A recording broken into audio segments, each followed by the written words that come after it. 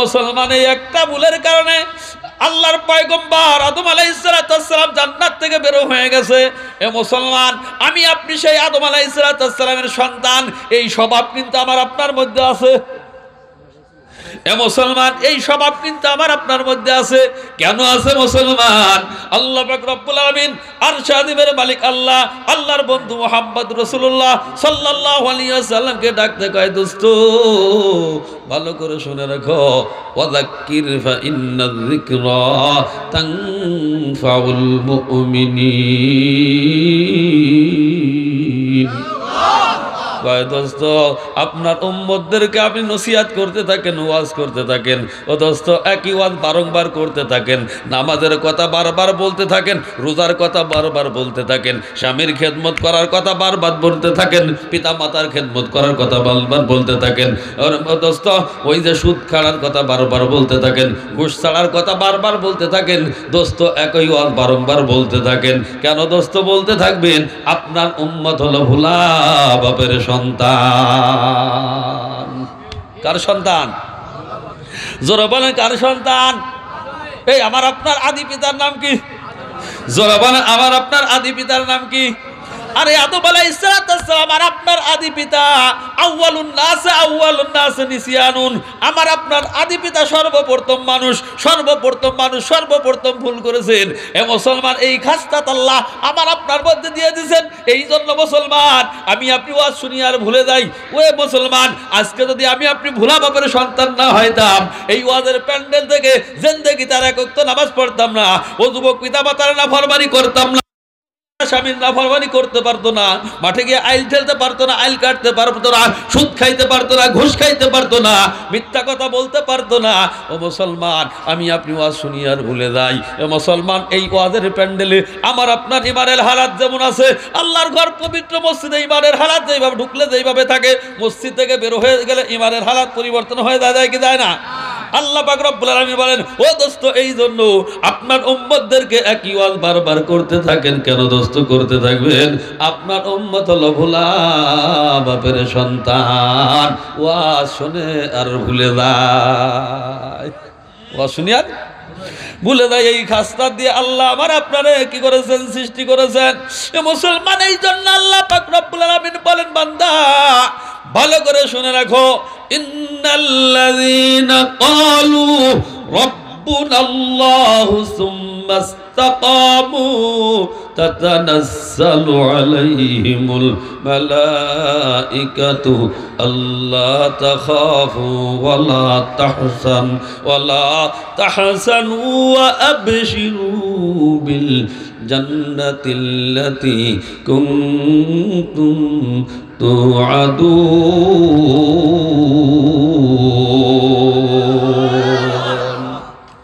আল্লাহ কয়, দুনিয়ার মুসলমান ভালো করে শুনে রাখো, ইন্নাল্লাযীনা ক্বালু রাব্বুনাল্লাহ, যারা আমি আল্লাহ পাক রব্বুল আলামিনকে, যারা আল্লাহকে রব বলে স্বীকার করেছো, ক্বালু রাব্বুনাল্লাহ, যারা আমাকে রব বলে স্বীকার করেছো, আমরা যারা আল্লাহকে রব বলে স্বীকার করেছি, আল্লাহ কয় সুম্মা ইসতাকামু, এর উপর অটল যদি থাকতে পারো, অবিচল যদি থাকতে পারো বান্দা, আর শাদিবের মালিক আল্লাহ কয়, ওয়ালা তাহজানু ওয়া আবশিরু বিল জান্নাতিল্লাতী কুনতুম তুআদুন। আল্লাহ আমি আল্লাহ, যারা তোমরা আল্লাহর উপর বিশ্বাস স্থাপন, আল্লাহকে রব বলে স্বীকার করেছো, আর এই কথার উপর যারা অটল আছো, অবিচল থাকো বান্দা, তোর কোনো টেনশন নাই, তোর কোনো চিন্তা ভাবনা নাই। আমি আল্লাহ ওয়াদা করেছি, শ্রেষ্ঠ জান্নাতের মালিক আমি আল্লাহ তোমারে বানাই দিব। শর্ত আল্লাহ কি লাগাইলেন? ইন্নাল্লাযীনা ক্বালু রাব্বুনাল্লাহ, যারা আল্লাহকে রব বলে স্বীকার করবে, রব আমার আপনার কে? যারা বলেন আমার আপনার রব কে? আর একটু যারা বলেন আমার আপনার রব কে? হায়াতের মালিক, মৌতের মালিক, ইজ্জতের মালিক, অর্থ সম্পদ দেওয়ার মালিক। এ মুসলমান, রাষ্ট্রীয় চেয়ারে বসানোর মালিক কে? জোরে বলেন কে? এ মুসলমান, আমার আল্লাহ পাক রব্বুল আলামিন এমন ক্ষমতার মালিক, আমার আল্লাহ পাক রব্বুল আলামিন এমন শক্তির মালিক, সর্বময় ক্ষমতার মালিক আমার আল্লাহ। আমার আল্লাহ এমন ক্ষমতার মালিক, আমার আল্লাহ ইচ্ছা করলে বান্দাকে মুহূর্তের মধ্যে ফুলের মালা গলায় দিয়া রাষ্ট্রীয় চেয়ারে বসাইতে পারে। আমার আল্লাহ আবার ইচ্ছা করলে আবার ওই রাষ্ট্রীয় চেয়ার থেকে জুতার মালা দিয়া আল্লাহ ইচ্ছা করলে নামাইতেও পারি। এ মুসলমান পারে কি পারে না? আর একটু ধরে বলেন পারে কি পারে না? এ মুসলমান, তার জ্বলন্ত প্রমাণ বাংলার জমিনের দিকে তাকায় দেখেন। ও মুসলমান, উলামায়ে কেরামকে মিথ্যা মামলা, ষড়যন্ত্রমূলক মামলা দিয়ে, যুদ্ধ অপরাধীর মামলা দিয়ে, ফাঁসি দিয়ে কি করেছো? শহীদ করেছো। ও কোথায় তোমার সেই ক্ষমতার দাপট গেল? সেই আইন তুমি কি করেছো? সেই আইন যুদ্ধ অপরাধীর ট্রাইব্যুনাল তুমি তৈরি করেছো। ওই ট্রাইব্যুনালে আবার তোমার ফাঁসি দিয়েছে। কোথায় গেল ক্ষমতার দাপট? কোথায় গেল তোমার টাকা পয়সার দাপট? আর সাদিবের মালিক আল্লাহ ডাকতে কয়, ষড়যন্ত্র করবা, উত্তম ষড়যন্ত্রের মালিক কে? জোরে বলে, উত্তম ষড়যন্ত্রের মালিক কে? আল্লাহ কয়, ওয়া মাকারু ওয়া মাকারাল্লাহ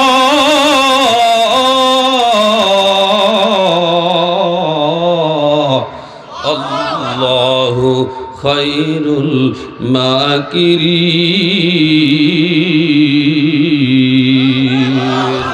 আল্লাহ কয়, ষড়যন্ত্র করবা, উত্তম ষড়যন্ত্রের মালিককে। যারা বলেন কে? এ মুসলমান, তার জ্বলন্ত প্রমাণ, যে আইন তুমি তৈরি করেছো, যেই ট্রাইব্যুনাল দিয়ে তুমি কি করেছো? নিরপরাধ উলামায়ে কেরামকে যুদ্ধ অপরাধী বানাইয়া মিথ্যা করেছো, ফাঁসি গলায় ফাঁসি দিয়ে কি করেছো? শহীদ করেছো। ওই ট্রাইব্যুনালে এখন আবার কি করেছে? তোমার নির্মিত আইনি তোমার গলায় আবার ফাঁসির রায় দিয়েছে।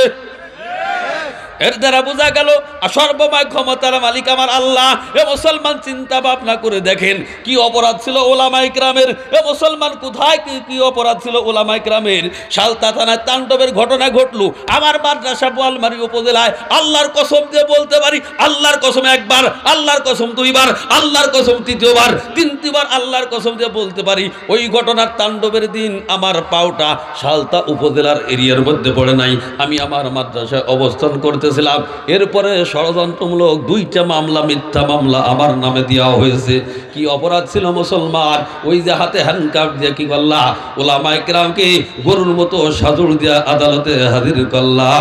ওই রশিও ঠিকই আছে, হাতটাও ঠিকই আছে, শুধুমাত্র হাতগুলো একটু পরিবর্তন হয়ে গেছে।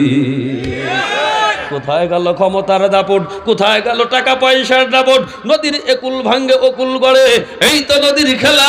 সকাল বেলার ধনীরে তুই, ফকির সন্ধ্যা বেলা। সকাল বেলার ধনীরে তুই, ফকির সন্ধ্যা বেলা। আমার আল্লাহ এমন ক্ষমতার মালিক। এ আল্লাহ কয়, ডাকতে কয়, ও বান্দা অহংকার করিও না, ক্ষমতার দাপট দেখায়ও না। 2টা জিনিস বান্দার চিরস্থায়ী না। একটা হলো বান্দার ক্ষমতার দাপট বান্দার চিরস্থায়ী থাকে না, টাকা পয়সার দাপট বান্দার চিরস্থায়ী থাকে না, ঠিক কিনা? এ মুসলমান, বিশ্বাস যদি হয় চিন্তা ভাবনা করে দেখেন, এই লক্ষণদে যোগীডাঙ্গা এলাকায় এমন সন্তান জন্মগ্রহণ করেছিল, 100 বাজার আঙ্গুলের সারা এলাকা থর থর করে কাঁপতো। কোথায় গেল তার তোমার সেই সিংহের মতো শক্তি সাহস? সব হয়েছে গত। কোন মতো আজ বেঁচে আছি ভাই খ্যাকশিয়ালের মতো। সিংহের মতো শক্তি সাহস সব হয়েছে গত। কোন মতো আজ বেঁচে আছি ভাই খ্যাকশিয়ালের মতো। যার আঙ্গুলের ইশারায় লক্ষণ এলাকাটা থরথর করে কাঁপতো। কোথায় গেল ক্ষমতার দাপট? কোথায় গেল টাকা পয়সার দাপট? মাত্র সামান্য কয়েকটা দিনের ব্যবধানে ওই ক্ষমতাবান লোকটা এখন যদি 1 কাতরা পান করার জন্য ওই যে বড়দিয়া বাজারে রওনা দেয়, রাস্তা দিয়ে হাঁটা দেয়, একদিক পা চলে যায় আর একদিক। কোথায় গেল ক্ষমতার দাপট? কোথায় গেল টাকা পয়সার দাপট? চিন্তা ভাবনা করে দেখেন, এই এলাকায় যারা এক সময় অর্থ সম্পদের মালিক ছিল, অর্থবিত্তের মালিক ছিল, যাদের বাড়িতে কুড়ি কি থাকতো? কামলা থাকতো। 2-4 কি থাকতো? হালের লাঙ্গল থাকতো। কোথায় গেল সেই হালের লাঙ্গল? কোথায় গেল কুড়ি কামলা? এ মুসলমান, যাদের বাড়ি কামলা দিত, আর যারা ওই বাড়িতে কামলা দিত, এখন আবার কালের পরিবর্তন, যাদের বাড়িতে কামলা দিত তাদেরকে কামলা নেয়। এটাই দুনিয়ার নিজাম। আল্লাহ কয়, বান্দা অর্থ সম্পদ পাইছো, ক্ষমতা পাইছো, অপব্যবহার করিও না, অপব্যবহার করিও না। জুলুম করে কেউ চিরস্থায়ী থাকতে পারে না। ও মুসলমান, তিন ব্যক্তির দুয়ার মাঝখানে কোনো পর্দা থাকে না, আল্লাহর বান্দার মাঝখানে কোনো পর্দা থাকে না। ওর মধ্যে এক ব্যক্তি হলো মজলুম। মজলুম যখন দোয়া করে, মজলুম যখন দোয়া করে, আল্লাহর দরবারে সরাসরি কবুল হয়ে যায়। এ মুসলমান, এই দুয়ার মাঝখানে আর আল্লাহর মাঝখানে কোনো পর্দা থাকে না। এই জন্য মজলুমরা হাত তুলে দোয়া করা লাগে না। এ মুসলমান, হাত তুলে দোয়া করে না, চোখের পানি যখন ঝরে সরাসরি আল্লাহর আরশে আযিমে দোয়াটা কবুল হয়ে যায়। এবার বলতে পারেন হুজুর কই কবুল হয়? এ মুসলমান, কবুল হয়ে যায়। আল্লাহর নবীর ওয়াদা সত্য, কথা সত্য না মিথ্যা? জোরে বলেন, সত্য না মিথ্যা? আল্লাহ নবীর কথার মধ্যে সন্দেহের কোনো অবকাশ নাই, মিথ্যার কোনো অবকাশ নাই। সঙ্গে সঙ্গে দোয়াটা আল্লাহর দরবারে কবুল হয়ে যায়। হয়তো দুনিয়ায় বাস্তবায়ন হয় কোনোটা নগদ, কোনোটা 2 দিন আগে অথবা পরে, 2 দিন আগে অথবা পরে। মজলুমের চোখের পানি আল্লাহ বিতা দেয় না, সঙ্গে সঙ্গে আল্লাহর দরবারে কবুল হয়ে যায়। এ মুসলমান, এই জন্য যারা ক্ষমতার অপব্যবহার করে তাদের পতন আল্লাহ ঘটায় দেয়। এখন আবার যারা সুযোগ পাইছো, এ সুযোগ পায় তোমরা যদি আবার সেই একই কারবার করো, এ মুসলমান, আল্লাহ পাক রব্বুল আলামিন যে অপরাধের কারণে ওরে তাদেরকে আল্লাহ রাষ্ট্রীয় চেয়ারের থেকে নামাইয়া আল্লাহ মাত্র কি কইছে, আল্লাহ আরশে আযিমের মালিক মাত্র 45 মিনিট সময় দিয়া আল্লাহ বাংলাদেশের থেকে প্লেন টিকিট দিয়া কি করছে, বাংলার জমিন থেকে বহির্বিশ্বে পাঠাই দিছে, বন্ধু রাষ্ট্র ভারতে পাঠাই দিছে। এখন আবার যারা সুযোগ পাইছো তোমরা যদি অতিরিক্ত করো, আমার আরশে আযিম আল্লাহর 45 মিনিট সময় লাগবে না, 10 থেকে 20 মিনিটের মধ্যে তোমারও আবার বাংলার জমিন থেকে অন্য রাষ্ট্রে পাঠাইতে পারি। পারে কি পারে না? জোরে বলেন, পারে কি পারে না?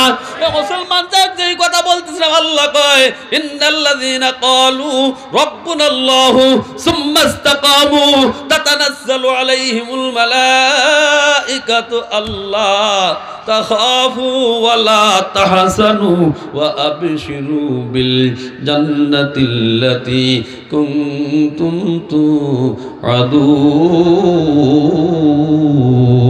তুআদুন। আল্লাহ যারা রব বলে আল্লাহকে রব বলে স্বীকার করবে, আর এর উপর যারা অবিচল থাকবে তাদের কোনো টেনশন নাই, তার কোনো চিন্তা ভাবনা নাই। আর সে আদিমের মালিক আল্লাহ আমারে আপনারে চির সুখের জান্নাতের মালিক আল্লাহ বানাই দিতে পারি। এ মুসলমান, সাহাবায়ে কেরামের দিকে তাকান, তারা আল্লাহকে রব বলে স্বীকার করেছে। হাজারো ষড়যন্ত্র, হাজার তো জুলুম কষ্টের কারণে এরপরে ঈমান থেকে পিছপা হয় নাই। এ মুসলমান, তার জ্বলন্ত প্রমাণ আল্লাহ নবী মুহাম্মদ রাসূলুল্লাহ সাল্লাল্লাহু আলাইহি ওয়াসাল্লামের একজন সাহাবী, ছোট্ট একজন সাহাবী, নাম হলো হযরত আব্দুল্লাহ রাদিয়াল্লাহু তাআলা আনহু। ঈমানটা গ্রহণ করার কারণে চাচা ডাকতে বলতেছেন, চাচা আব্দুল্লাহ, ঈমান ছাড়বা, নবীর সুহবত ছাড়বা, তা না হলে বাড়ি ছেড়ে দেবা। কথাটা বলতে দেরি হয়েছে, আব্দুল্লাহ ডাকতে বলতেছেন, চাচা যান, ঘর ছাড়তে পারি, বাড়ি ছাড়তে পারি, ঈমান ছাড়তে পারবো না, আমার নবীর সুহবত আমি ছাড়তে পারবো না। চাচা ডাকতে কয়, আব্দুল্লাহ, ঈমান ছাড়তে পারবা না, এই মুহূর্তে আবার বাড়ি থেকে বের হয়ে যাও। আব্দুল্লাহ কথা বলতে দেরি হয়েছে, বাড়ি থেকে আর বের হইতে দেরি হয় নাই, এবার বাড়ি থেকে বের হয়ে যায়। চাচা পিছন থেকে ডাকতে কয়, আব্দুল্লাহ, বাড়ি থেকে বের হয়ে যাও, যে এই পোশাকটা তোমার পরিধান করা, এই পোশাকটা তো তোমার টাকার কেনা না, ওই পোশাকটা তোমার বাবার টাকার কিনা, আমার টাকার কিনা, ওই পোশাকটা খুলে রেখে যাও। কথা বলতে দেরি হয়েছে, আব্দুল্লাহর পোশাকটা খুলতে দেরি হয় নাই। মাকে ডাকতে বলতেছেন, মা, ঈমান অর্জন করেছি, নবীর উপর ঈমান এনেছি, নবীকে ভালোবেসেছি, মহব্বত করেছি। ও মা, বাড়ির থেকে বের হয়ে গেলাম, ছোট্ট একটা কাপড়ের টুকরা দাও, যেই কাপড়ের টুকরাটা পরিধান করে আমার লজ্জা স্থান হেফাজত করে আমার নবীর সুহবতে যাইতে পারি রে মা। যত সময় পর্যন্ত আমার নবীর চেহারার দিকে না তাকাবো, নুরানির চেহারা না দেখবো, অত সময় পর্যন্ত আমি আব্দুল্লাহর অন্তরে কোনো শান্তি পাবো না। ছোট্ট ছোট্ট একটা কাপড়ের টুকরা দিছে। আব্দুল্লাহ নিজের লাজদাইস্তারটা হেফাজত করে গভীর রজনীতে আল্লাহ নবীর হুজরার সামনে দেখ কুঁজে হয়ে দাঁড়াচ্ছে, বেঁকা হয়ে দাঁড়াচ্ছে। গভীর রজনীতে নবী আবার হুজরাত থেকে বের হয়েছেন, তাকায় দেখতেছেন কে যেন কুঁজে হয়ে দাঁড়া। আল্লাহ নবী ডাকতে কয়, কে তুমি বাঁকা হয়ে দাঁড়ায়ছো? আব্দুল্লাহ ডাকতে বলতেছেন, ইয়া রাসূলুল্লাহ, আল্লাহ আমি আপনার আব্দুল্লাহ। আল্লাহ নবী বলেন, কোন আব্দুল্লাহ? আব্দুল্লাহ দু চোখের পানি ছেড়ে দিয়ে বলতে, হুজুর আপনি আমাকে চিনতে পারতেছেন না, সবে মাত্র কয়েকদিন আগে নতুন ইসলাম গ্রহণ করেছি। ইসলাম গ্রহণ করার পূর্বে আমার নামটা ছিল আব্দুল উজ্জা। আপনি পয়গম্বর, আপনি মহব্বত করে ঈমানটা গ্রহণ করার পরে আপনি আমার নামটা রেখে দিয়েছেন আব্দুল্লাহ। আমি আপনার ওই আব্দুল্লাহ। আল্লাহ রাসূল বলেন, আব্দুল্লাহ তোমার বাবা ধনী, তোমার চাচা ধনী, তোমরা তো বড় ব্যবসায়ী। আব্দুল্লাহ কেন তুমি বেঁকা হয়ে দাঁড়ায় আছো, খালি গায়ে বেঁকা হয়ে দাঁড়ায় আছো? এই কনকনে শীতের মধ্যে আব্দুল্লাহ দু চোখের পানি ছেড়ে দিয়ে কয়, ইয়া রাসূলুল্লাহ, আমার চাচা বলেছে বাড়ির থেকে বের হয়ে যাবা, ঈমান ছাড়বা, নবীর সোহবত ছাড়বা, নবীর দরবার ছাড়বা, আর তা নাহলে বাড়ি ছেড়ে দিবা। আমার চাচা বলতে দেরি হয়েছে। আমি আমার চাচাকে উত্তর দিয়েছি, চাচা যান, শুধুমাত্র বাড়ি না, মা ত্যাগ করতে পারি, বাবা ত্যাগ করতে পারি, দুনিয়ার সব সুখ শান্তি বিসর্জন দিতে পারি, ঈমান ছাড়তে পারবো না, আমার নবীর দরবার আমি ছাড়তে পারবো না। আল্লাহ রাসূল বলেন, আব্দুল্লাহ তাহলে কেন তুমি বাঁকা হয়ে দাঁড়াছো, সুদা হয়ে কেন দাঁড়াও না? আব্দুল্লাহ দু চোখের পানি ছেড়ে দিয়ে বলতেছেন, ইয়া রাসূলুল্লাহ, আমার পর্যাপ্ত কোনো কাপড় নাই, আমার পোশাকটা আমি খুলে রেখে আসছি। আমার চাচা বলেছে পোশাকটা আমাদের টাকার কিনা, পোশাকটা রেখে দাও। বলতে দেরি হয়েছে, পোশাকটা খুলতে দেরি হয় নাই। আমার মাকে বললাম, মা ছোট্ট একটা কাপড়ের টুকরা দাও, যেই কাপড়ের টুকরা পরিধান করে আমার লজ্জা স্থানে হেফাজত করে আমার নবীর সোহবতে যাইতে পারি। আমার মা ছোট্ট একটা কাপড়ের টুকরা দিয়েছে, ওই কাপড়ের টুকরা পরিধান করে আমি আপনার হুজুরার সামনে গভীর রজনীতে দাঁড়াইছি। কখন আমার নবী হুজরাত থেকে বের হবে আর আমার নবীর চেহারার দিকে তাকাবো, আর আমি আব্দুল্লাহর কলিজা ঠান্ডা হবে। নবী আমার দু চোখের পানি ছেড়ে দিয়ে বলতেছেন, আব্দুল্লাহ আর কষ্ট করতে হবে না, আব্দুল্লাহ আমার হুজরার মধ্যে আসো। আল্লাহ রাসূল হুজরার মধ্যে নিয়ে বলতেছেন, আব্দুল্লাহ, আল্লাহ নবী সাল্লাল্লাহু আলাইহি ওয়াসাল্লামের ব্যবহৃত দুই টুকরা কাপড় হযরত আব্দুল্লাহ রাদিয়াল্লাহু তাআলা হাদিয়া হিসাবে দিয়ে দিলেন। এ মুসলমান, এই আব্দুল্লাহর নাম ছিল শুধুমাত্র আব্দুল্লাহ। আল্লাহ নবীর ব্যবহৃত দুই টুকরা কাপড় হাদি হিসাবে পাওয়ার কারণে এই আব্দুল্লাহর নাম হয়ে গেল আব্দুল্লাহ যুল বাজাদাইন। আল্লাহ নবী আবার আব্দুল্লাহকে ডাকতে বলতেছেন, আব্দুল্লাহ তোমার অন্তর আর কোনো আশা আকাঙ্ক্ষা আছে কিনা বলতে পারো? আব্দুল্লাহ দু চোখের পানি ছেড়ে বলতেছেন, ইয়া রাসূলুল্লাহ, আমার কোনো আশা আকাঙ্ক্ষা নাই, দুনিয়ার সুখ শান্তি আমি চাই না, দুনিয়ার কোনো রাজত্ব চাই না, মা চাই না, বাবা চাই না, দুনিয়ার কোনো সুখ শান্তি আমি চাই না। আপনি আল্লাহর কাছে একটু দোয়া করেন, আল্লাহ যেন আমাকে শহীদি হিসাবে কবুল করে। নবী আমার দু চোখের পানি ছেড়ে দু হাত তুলে আল্লাহর দরবারে দোয়া করে, আল্লাহ আমার আব্দুল্লাহকে তুমি শহীদ হিসাবে কবুল করে নাও। এই দোয়াটা আল্লাহর দরবারে কবুল হয়ে গেছে। পরক্ষণে তবুকের যুদ্ধ, এই তবুকের যুদ্ধ আব্দুল্লাহ রাদিয়াল্লাহু তাআলা কি করলেন, অংশগ্রহণ করলেন। ঘটনাক্রমে তবুকের যুদ্ধটা সংগঠিত হলো না, ফেরত আসতেছিলেন, প্রতিমধ্যে আব্দুল্লাহ জ্বরে আক্রান্ত হয়ে অসুস্থ ইন্তেকাল করলেন। এ মুসলমান, আল্লাহ নবী বলেন, যেই ব্যক্তি অসুস্থ ইন্তেকাল করে, আক্রান্ত হয়ে মারা যায়, অসুস্থ মারা যায়, ওই ব্যক্তির ইন্তেকালটা শহীদি ইন্তেকাল হয়। আল্লাহ নবী বলেন, সাহাবারা যাও, আমার প্রিয় সাহাবী আব্দুল্লাহকে সুন্দর রূপে গোসল করাও, আর কাফনের কাপড়টা আমার আব্দুল্লাহর গায়ে পরিধান করায় দাও। আমি পয়গম্বর নিজে ইমাম হয়ে নামাজ পড়াবো, জানাজার নামাজটা পড়াবো। এবার তাকে গোসল করানো হলো, জানাজার কাফনের কাপড় পরিধান করাই দেওয়া হলো। আল্লাহ নবী সাল্লাল্লাহু আলাইহি ওয়াসাল্লাম নিজে ইমাম হয়ে আব্দুল্লাহর জানাজার নামাজটা পড়াইলেন। এবার সাহাবাদেরকে সঙ্গে করে আব্দুল্লাহর লাশটা কবরস্থ করার জন্য, দাফন করার জন্য রওনা হয়ে গোরস্থানে গেলেন। কবরের পাড়ে দাঁড়ায়া নবী আমার ডাকতে কয়, সাহাবারা খবরদার, খবরদার, তোমরা আমার সাহাবা আব্দুল্লাহর লাশটা কবরে নামায়ও না। আমি পয়গম্বর আমার নিজ হাতে আমার আব্দুল্লাহর লাশটা কবরে নামাবো। এই কথা বলে নবী আমার লাফদে কবরের মধ্যে নেমে পড়লেন। এবার সাহাবায়ে কেরামকে ডাকতে বললেন, আমার আব্দুল্লাহর লাশটা আমার হাতে তুলে দাও। এবার সাহাবায়ে কেরাম আব্দুল্লাহর লাশটা আল্লাহর নবীর হাতে তুলে দিলেন। এবার আল্লাহ নবী সাল্লাল্লাহু আলাইহি ওয়াসাল্লাম আব্দুল্লাহর লাশটা হাতে করে আকাশের দিকে তাকায়া আল্লাহকে ডাকতে কয়, আল্লাহ আমি আমার আব্দুল্লাহর উপর সন্তুষ্ট হয়ে গেলাম, তুমি আমার আব্দুল্লাহর উপর রাজি সন্তুষ্ট হয়ে দাও। আর শাদিবকে আল্লাহ তাকায়, আর শাদিবের দিকে তাকায় আল্লাহ কয়, ও আদা আব্দুল্লাহ কয়, আল্লাহ ও আল্লাহ আমার আব্দুল্লাহর লাশটা আমার কোলের থেকে আমি তোমার কাছে সবর্দ করলাম, আল্লাহ তুমি আমার আব্দুল্লাহর লাশটাকে গ্রহণ করে নাও। সাহাবায়ে কেরামের মধ্যে কান্নার রোল পড়ে গেছে, সাহাবায়ে কেরামের মধ্যে কান্নার রোল পড়ে গেছে। সাহাবায়ে কেরাম আব্দুল্লাহকে লক্ষ্য করে বলতেছেন, ভাই আব্দুল্লাহ আজকে তোমার লাশটার পরিবর্তে যদি আজকে আমাদের লাশটা হইতো কতই না আমাদের সৌভাগ্য ভালো হইতো, ভাগ্যটা কতই না ভালো হইতো।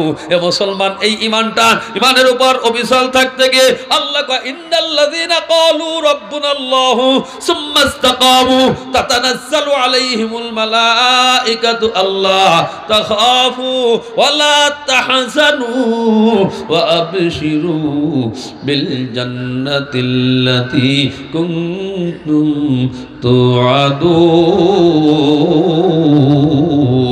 তুআদুন। আল্লাহ কয়, আমার সাহাবা আব্দুল্লাহর মতো অটল থাকো, অবিচল যদি থাকো, আমি আল্লাহ পাক রব্বুল আলামিন ঘোষণা দিলাম, ওয়াদা করেছি শ্রেষ্ঠ জান্নাতের মালিক আমি আল্লাহ তোমাকে বানাই দেব। এ মুসলমান সাহাবায়ে কেরাম ইমানের উপর অটল থেকেছেন। সাহাবায়ে কেরাম কি করেছেন? ইমানের উপর অটল থেকেছেন। এ মুসলমান আল্লাহ পাক রব্বুল আলামিন এই সাহাবায়ে কেরামকে ইমানের উপর অটল থাকার কারণে আল্লাহ পাক রব্বুল আলামিন সাহাবায়ে কেরামের উপর সন্তুষ্ট। সাহাবায়ে কেরাম আমার আল্লাহর উপর সন্তুষ্ট, ঠিক কিনা? এ মুসলমান এই জন্য এই ইমানের মতো সম্পদ অর্জন করার কারণে, আল্লাহকে রব বলে স্বীকার করার কারণে সাহাবায়ে কেরাম দুনিয়ায় কামিয়াব, আখিরাতের ময়দানে কামিয়াব, ঠিক কিনা? জোরে বলেন ঠিক কিনা? এ মুসলমান আমি আপনি দাবি করি, ইন্নাল্লাযীনা ক্বালু রাব্বুনাল্লাহ, আমার আপনার রবকে। জোরে বলেন আমার আপনার রবকে। এ মুসলমান আমার আপনার রব আল্লাহ, এই কথাটা আমি আপনি স্বীকার করি। যেই ব্যক্তি আল্লাহকে রব বলে স্বীকার করে ওই ব্যক্তি নামাজ ছাড়তে পারে না। যেই ব্যক্তি আল্লাহকে রব বলে স্বীকার করে ওই ব্যক্তি কি করতে পারে না? পিতামাতার নাফরমানি করতে পারে না। যেই ব্যক্তি আল্লাহকে রব বলে স্বীকার করে ওই ব্যক্তি স্বামীর নাফরমানি করতে পারে না। যেই যুবক আল্লাহকে রব বলে স্বীকার করে ওই যুবক পিতামাতার নাফরমানি করতে পারে না। যেই ব্যক্তি আল্লাহকে রব বলে স্বীকার করে ওই ব্যক্তি নামাজ তরক করতে পারে না। যেই ব্যক্তি আল্লাহকে রব বলে স্বীকার করে ওই ব্যক্তি মাঠে গিয়ে পরের জমির আইল কাটতে পারে না, আইল খুঁজতে পারে না, ঠিক কিনা? আল্লাহ কয়, ইন্নাল্লাযীনা ক্বালু রাব্বুনাল্লাহু সুম্মা ইসতাকামু তাতানাজ্জালু আলাইহিমুল মালাঈকাতু আল্লা তাখাফু ওয়া লা তাহজানু ওয়া আবশিরু বিল জান্নাতিল্লাতী কুনতুম তুআদুন। এ মুসলমান ভালো করে বুঝতে হবে, যদি কোনো মুসলমান আল্লাহকে রব বলে স্বীকার করে, এ মুসলমান যদি কোনো রব আল্লাহ কোনো মুসলমান আল্লাহকে রব বলে স্বীকার করে ওই ব্যক্তি কি করতে পারে না? ঘুষ গ্রহণ করতে পারে না, ঠিক কিনা? এ মুসলমান লক্ষ্য করে দেখবেন বর্তমানে অধিকাংশ সমাজটা বর্তমানে এই গুনাহটায় জারজারিত হয়ে গেছে।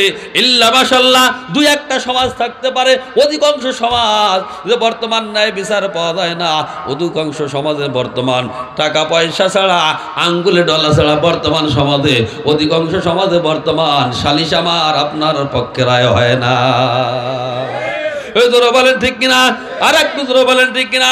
এ মুসলমান সমাজের অবস্থা কি হয়ে গেছে? ছোট্ট একটা ঘটনা বললে বুঝবেন, দেখবেন বর্তমান সমাজের বাস্তব ঘটনার সাথে মিলে যায়।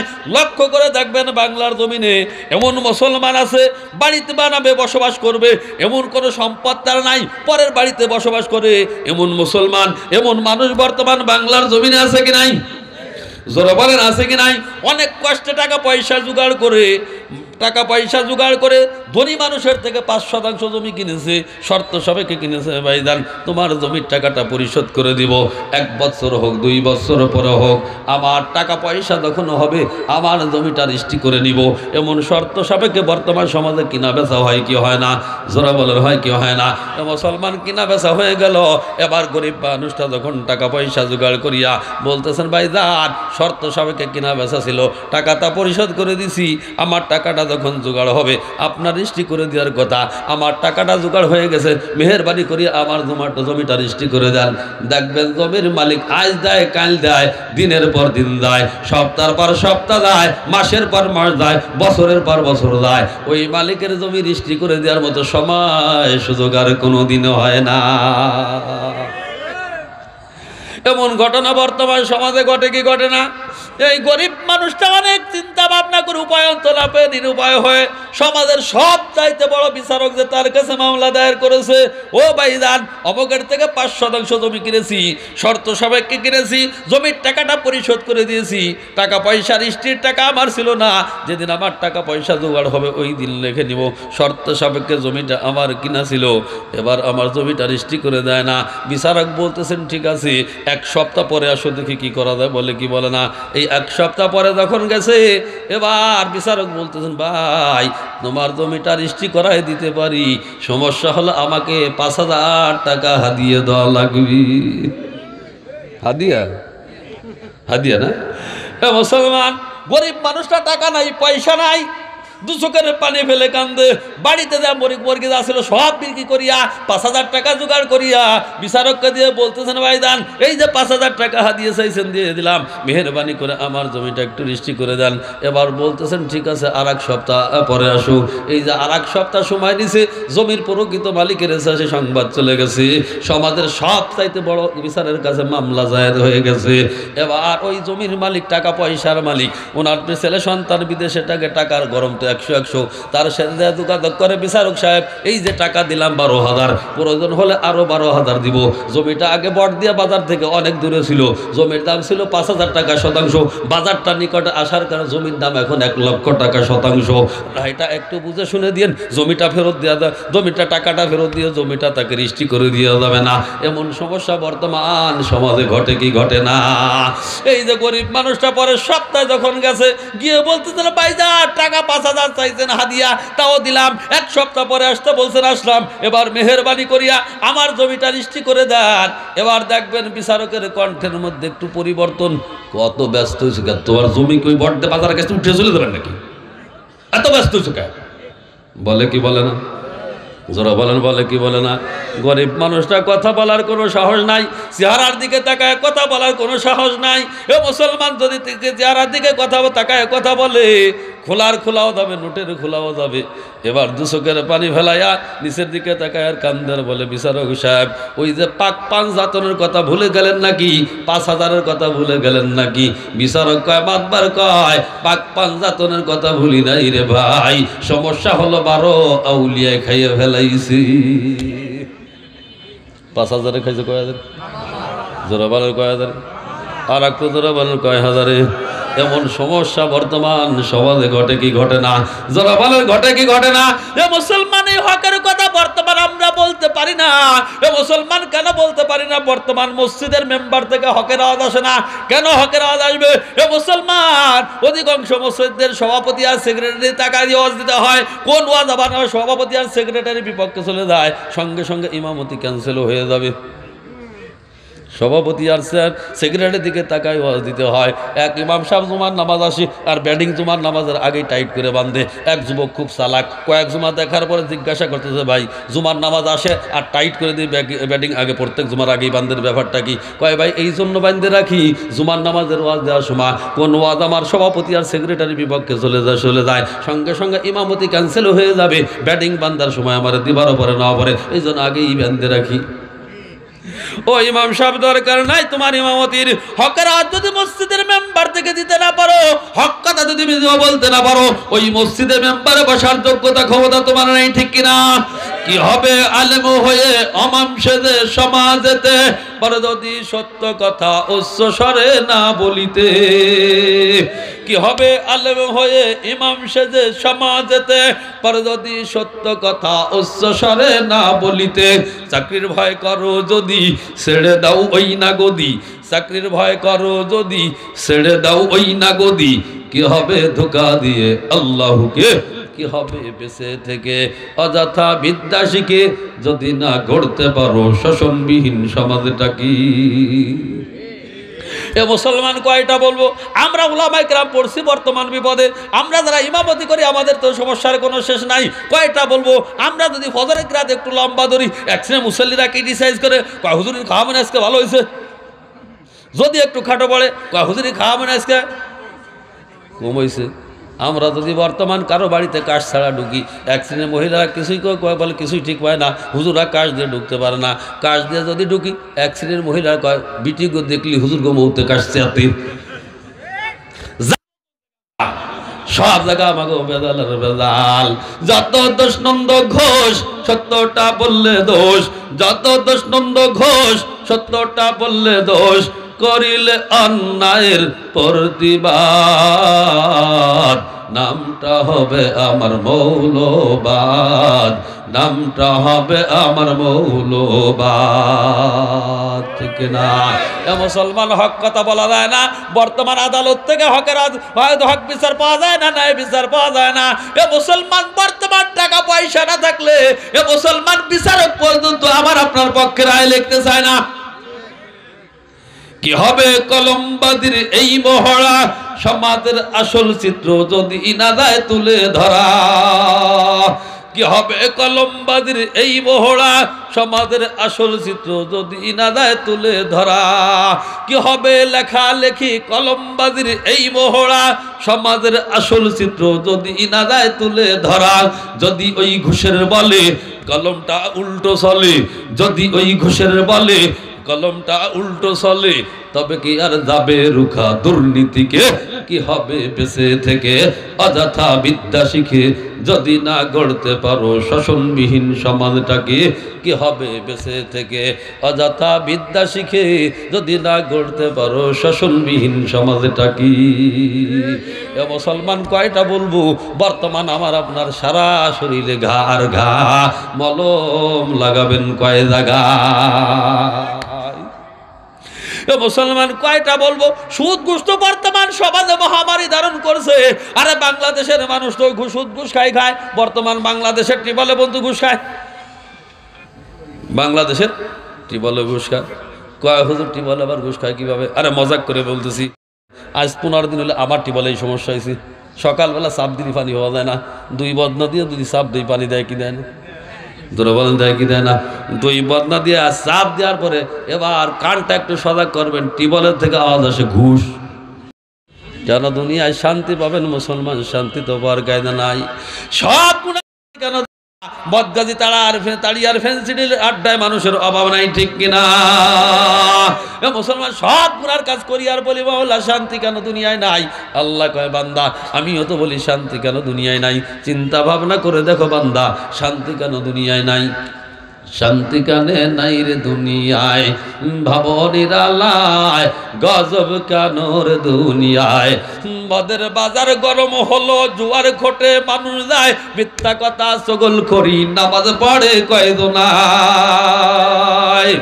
মেয়েরা কয় স্বাধীন পাইছি, পুরুষের আর দরকার নাই, স্বামী ছাড়া চলতে পারি, নিজের কামাই নিজে খাই। ও তাই বিমান থেকে শুরু করে মোটর সাইকেল সব চালাই, শান্তি কানে নাই রে দুনিয়ায়, বাবু নিরালায় গজব কানোর দুনিয়ায়। আল্লাহ কয় বান্দা যাহারাল ফাসাদু ফিল বাররি ওয়াল বাহরি বিমা কাসাবাত আইদিন নাস। আল্লাহ কয় বান্দা আসমানি বালা, সমুদ্রে বালা, স্থলে বালা, সমুদ্রে বালা, যত বালা মুসিবত দেখো বান্দা সব তোমার দুই হাতের কামাই, সব আমার আপনার দুই হাতের কামাই, আসমানি গজব, বালা মুসিবত, আসমানি গজব, স্থলে গজব, সব কিন্তু আমার আপনার দুই হাতের কামাই। আল্লাহ কয় বান্দা এর থেকে যদি নাজাত পাইতে হয়, ইন্নাল্লাযীনা ক্বালু রাব্বুনাল্লাহ সুম্মা ইসতাকামু তাতানাজ্জালু আলাইহিমুল মালাইকাতু আল্লা তাখাফু ওয়া লা তাহজানু ওয়া আবশিরু বিল জান্নাতিল্লাতী কুনতুম তুআদুন। আল্লাহ এর থেকে যদি নাজাত পাইতে হয়, আল্লাহকে রব বলে স্বীকার করো, এর উপর অটল থাকো, অবিচল থাকো। এই কাজটা যদি করতে পারো, আল্লাহ কয় বান্দা তোর কোনো টেনশন নাই, তোর কোনো চিন্তা ভাবনা নাই, আমি আল্লাহ শ্রেষ্ঠ জান্নাতের মালিক আল্লাহ তোকে বানাই দিব। এই জান্নাত আমরা চাই কি চাই না? জোরে বলে চাই কি চাই না? কে কে জান্নাত চাই? কে কে জান্নাত চাই? কে কে জান্নাত চাই? কে কে জান্নাত চাই? আল্লাহ হাতগুলোকে কবুল ও মঞ্জুর করে নাও। আল্লাহ জান্নাতুল ফিরদাউসের মালিক বানায় দাও। আরশাদিবের আল্লাহ নবী সাল্লাল্লাহু আলাইহি ওয়াসাল্লাম বলেন, ও দুনিয়ার মানুষ, মান বানা লিল্লাহি মাসজিদান বানাল্লাহু লাহু বাইতান ফিল জান্নাহ। আল্লাহ নবী বলেন, যেই ব্যক্তি দুনিয়ার মধ্যে একখানা মসজিদ নির্মাণ করবে, আরশাদিবের মালিক আল্লাহ তার জন্য জান্নাতের মধ্যে পূর্ণ একখানা বালাখানা নির্মাণ করবেন। আরটা আসতে গেল সুবহানাল্লাহ, আর একটা আসতে, আর একটা আসতে। এই সুবহানাল্লাহ বললে লাভ না ক্ষতি? জোরা বলেন লাভ না ক্ষতি? কেমন লাভের লাভ? নবী আমার বলেন যে এই ব্যক্তি সওয়াবের নিয়তে ঈমানের সহিত ইখলাসের সাথে একবার সুবহানাল্লাহ পাঠ করবে, সঙ্গে সঙ্গে জান্নাতের মধ্যে তার জন্য একটা গাছ লেগে যাবে। এই লেগে গেছে একটা, লেগে গেছে আর একটা, লেগে গেছে আর একটা, লেগে গেছে আর একটা, লেগে গেছে আর একটা। লাভ না ক্ষতি? একবার সুবহানাল্লাহ পাঠ করলাম, জান্নাতের মধ্যে একটা গাছ লেগে গেল। গাছের ছায়াটা তো এই প্যান্ডেলের সমপরিমাণ হবে? যোগীডাঙ্গা লক্ষণদী গ্রামের মতো তো হবে, ফরিদপুর জেলার মতো তো হবেই নাকি, বাংলাদেশের মতো। আল্লাহ নবী বলেন একবার সুবহানাল্লাহ পাঠ করবা, জান্নাতের মধ্যে একটা গাছ লেগে যাবে। আর এই গাছের ছায়াটা এত বড় হবে রে উম্মত, দুনিয়ার সবচাইতে একটা দ্রুতগামী ঘোড়া যদি 500 বছর পর্যন্ত দৌড়ায়, ওই জান্নাতের গাছের ছায়াটা অতিক্রম করতে পারবে না। আল্লাহ নবী বলেন যে এই ব্যক্তি দুনিয়ার মধ্যে একখানা মসজিদ নির্মাণ করবে, আর আরশাদিবের মালিক আল্লাহ তার জন্য জান্নাতের মধ্যে একটা বালাখানা নির্মাণ, বিল্ডিং নির্মাণ করবেন। এবার প্রশ্ন হতে পারে, হুজুর একা একা তো একটা মসজিদ নির্মাণ করা সম্ভব না। আর আরশাদিবের মালিক আল্লাহ কয় একটা বানাইতে হবে, তোমার জন্য শর্ত না, তোমার সমর্থ আছে একখানা বানানো, তুমি একখানা বানাও, একখানা বানাইতে পারবা না। আল্লাহর ঘর পবিত্র মসজিদে 1000 টাকা দান করো। আল্লাহ রাসূল বলেন 1000 টাকা তোমার সমর্থ নাই, 500 টাকা করো। আল্লাহ নবী বলেন 500 দান করো, তোমার সমর্থ নাই, 1 টাকা করো। আল্লাহ নবী বলেন 1 টাকা তোমার সমর্থ নাই, 10টা পয়সা যদি ইখলাসের সাথে আল্লাহর ঘর পবিত্র মসজিদে দান করতে পারো, 10টা পয়সার বিনিময়ে আল্লাহ পাক রব্বুল আলামিন আমার আপনার জন্য জান্নাতের মধ্যে পূর্ণ একখানা বালাখানা নির্মাণ করবি। এ মুসলমান মা বাবা দুনিয়ার থেকে চলে গেছে, আজকে আমি আপনি জান্নাতের বাগানে বসছি, মা বাবা কিন্তু আমার আপনার দিকে তাকায় আছে। সন্তান আজকে জান্নাতের বাগানে বসছে, আমার আপনার রুহের মাগফিরাতের জন্য কিছু করে কিনা, ওই মা বাবা আমার আপনার দিকে তাকায় আছে। এ মুসলমান আজকে যদি এই প্যান্ডেল থেকে মা বাবার রুহের মাগফিরাতের জন্য 1 টাকাও ইখলাসের সাথে মুক্ত হস্তে দান করতে পারি, 1 টাকার বিনিময়ে আল্লাহ পাক রব্বুল আলামিন আমার আপনার মা বাবার পিছনের জিন্দেগির সব গুনাহ মাফ করে আল্লাহ পিতা মাতার কবরটাকে জান্নাতের টুকরা বানাইতে পারে কি পারে না? যারা বলেন পারে কি পারে না? ছোট্ট একটা ঘটনা বললে বুঝবেন। এক আল্লাহর ওলি স্বপ্নে দেখতেছেন এক ব্যক্তি জাহান্নামের মধ্যে চিৎকার করে কান্দে। আল্লাহর ওলি স্বপ্নে দেখতেছেন এক ব্যক্তি জাহান্নামের মধ্যে চিৎকার করে কান্দে। এই আল্লাহর ওলিকে জাহান্নামী ব্যক্তি ডাকতে বলতেছেন, ভাই আল্লাহর ওলি রে, আমি জাহান্নামে খুব কষ্টে আছি, দুনিয়া আমার মাত্র একটা কন্যা সন্তান আছে, তাও কেমন কন্যা সন্তান, বাজারে মহিলা, দেহ ব্যবসা করেন, অর্থাৎ বেশ্যা মহিলা। আপনি একটু আমার কন্যাটাকে সালাম জানায় বলবেন আমি তার বাবা, আমি জাহান্নামে খুব কষ্টে আছি, আমার নামে কিছু দান সদকা করে যেন আমার রুহের মাগফিরাত কামনা করে। আল্লাহর ওলি ঘুমের থেকে উঠছে, ঘুমের থেকে উঠছে ওই মহিলাকে খোঁজ করতেছে। একদিন, 2 দিন, 3 দিন, 4 দিন, 5ম দিনে গিয়ে ওই মহিলার সঙ্গে সাক্ষাৎ দিছে। গিয়ে দেখতেছেন গোসল করার জন্য মাজা পানিতে নামছে। আল্লাহর ডাকতে বলতেছেন, মা আজ থেকে 5 দিন আগে তোমার আব্বাকে দেখলাম জাহান্নামের মধ্যে চিৎকার করে কান্দে, সে খুব কষ্টে আছে, তার নামে কিছু দান সৎকা করিয়া রুহেক মাগফিরাত কামনা করতে বলেছে। দেখেন কেমন কন্যা সন্তান, বাবার আযাবের কথা শুনে হৃদয়টা ঘামলো না। হাতের মুষ্টির মধ্যে এক মুষ্টি পানি নিয়ে আল্লাহর ওলি চেহারার মধ্যে সজোরে লাগাই দিয়েছে, কয় যাও, এই যে দান করে দিলাম। আল্লাহর ওলি মনে ব্যথা পাইছে, কষ্ট পাইছে, বাড়িতে এসে ঘুমাইছে। আজকে ঘুমের মধ্যে দেখতেছেন ওই জাহান্নামী ব্যক্তি আজকে আল্লাহর জান্নাতে শান্তিতে ভ্রমণ করতেছে। আল্লাহর ওলি ডাকতে বলতেছেন, ভাই জাহান্নামী ব্যক্তিরে, আজ থেকে 5 দিন আগে দেখলাম তুমি জাহান্নামের মধ্যে চিৎকার করে কান্দো। আজকে এমন কি আমল করলা যে আমলের কারণে আল্লাহ তোমার জান্নাত দান করে দিল। জাহান্নামী ব্যক্তি বলতেছেন, ভাই আল্লাহর ওলি রে, আপনি আমার বড়ই উপকার করেছেন, বড়ই উপকার করেছেন। কয় না, কোনো উপকার তো করতে পারে নাই, তোমার কন্যাকে খোঁজ করতে করতে 1 দিন, 2 দিন, 3 দিন, 4 দিন, 5ম দিনে গিয়ে পাইলাম সে গোসল করতেছিল। তাকে দান সৎকার করার কথা বললাম, সে ঠাট্টা করে আমার চেহারার মধ্যে এক মুষ্টি পানি লেগাই দিল আর বলল, যাও দান করে দিলাম। এই কথাটা বলার কারণে আমি মনে ব্যথা পাইলাম, কষ্ট পাইলাম। আমি অত্যন্ত মনে কষ্ট নিয়ে আমি বাড়িতে চলে আসলাম। জাহান্নামী ব্যক্তি বলতেছেন, ভাই আল্লাহর ওলি রে, আপনি জানেন না যদি আমার কন্যা ঠাট্টা করে আপনার চেহারার মধ্যে এক মুষ্টি পানি লাগাইছি, এই পানিটা লাগিয়া আল্লাহর জমিনে এমন একটা জায়গায় একটা ফোঁটা পানি পড়ছে, ওই মুহূর্তে ছোট্ট একটা পোকা পানি পিপাসায় মারা যাইতেছিল, আর পানি ফোঁটা পান করার কারণে আল্লাহ তার জীবনটা বাঁচাই দিল। আর সঙ্গে সঙ্গে আল্লাহর কাছে ফরিয়াদ করলো, আল্লাহ যেই ব্যক্তি 1 ফোঁটা পানি পান করায়া আমার জীবনটা রক্ষা করলো, আল্লাহ তার পিতা মাতা অন্ধকার কবরে যদি শাস্তিতে থাকে, আল্লাহ পিছনের জিন্দেগির সব গুনাহ মাফ করে আল্লাহ আমার পিতা মাতা তার পিতা মাতাকে জান্নাত দান করে দিও। আল্লাহর ওলি রে, জানেন না ওই ছোট্ট একটা পোকার বিদুয়ার বিনিময় আল্লাহ আমার পিছনের জিন্দেগির সব গুনাহ মাফ করে আল্লাহ আমার জান্নাত দান করে দিছি।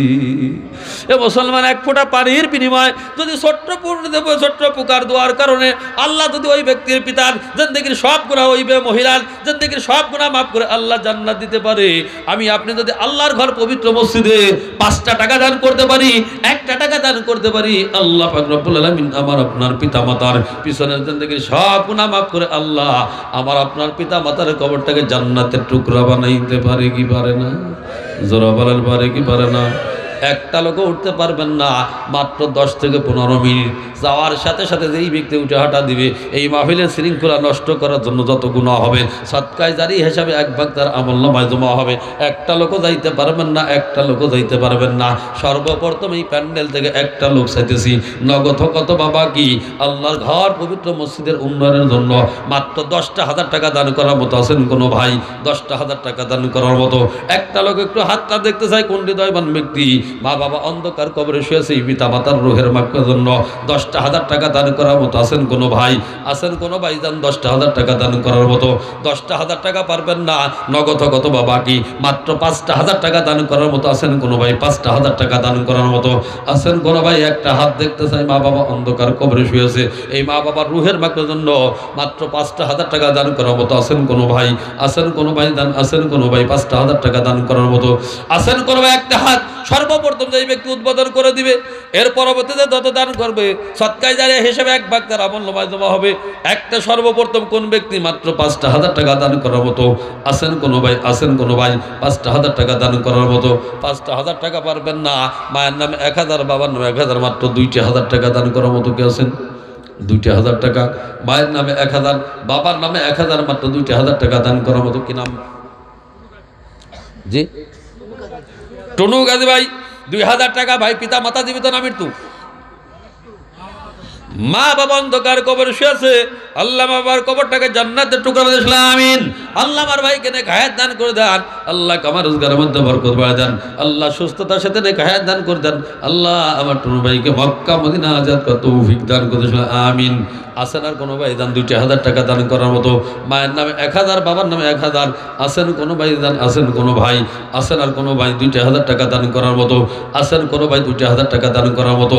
এই প্যান্ডেল থেকে মাত্র 10টা লোক চাইতেছি।